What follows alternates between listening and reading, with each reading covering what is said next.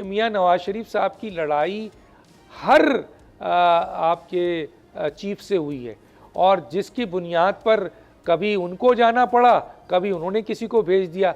तो वो कहते हैं भाई शहबाज शरीफ बेहतर वज़ीर आज़म है, कम अज़ कम अब हम इस पोजीशन पे नहीं हैं। काफ़ी बड़े बड़े आपके PMLN के लोग हैं जो इस काबीना का हिस्सा भी हैं सर। देखिए जी, लड़ाई नहीं हुई, सीधी असूल की बात है। जनरल जहांगीर करामत ने एक बयान दिया, वज़ीर आज़म ने पूछा आपने सियासी बयान क्यों दिया, इस्तीफ़ा दे दिया। मुशर्रफ को बुलाया, कहा कि भाई आप कारगिल पे चढ़ गए, इतने लोग शहीद हो गए, हमें ख़बर ही नहीं है। उसने मार्शल लॉ लगा दिया। अब वो क्या करे, चुप होकर बैठा रहे जी, जो आप करते हैं ठीक है, हमारी कुर्सी को कोई ना हिलाए।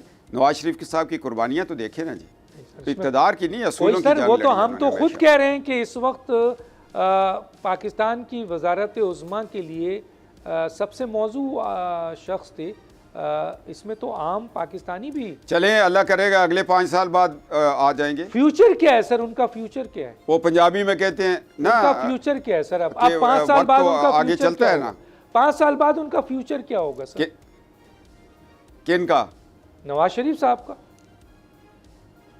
तो अल्लाह ने अगर उनकी किस्मत में लिखा तो वज़ीर आज़म बन जाएंगे। सर अल्लाह आप है। हर चीज किस्मत और अल्लाह पे डाल रहे हैं। सब्सक्राइब करें और बेल दबाएं ताकि कोई खबर रह न जाए।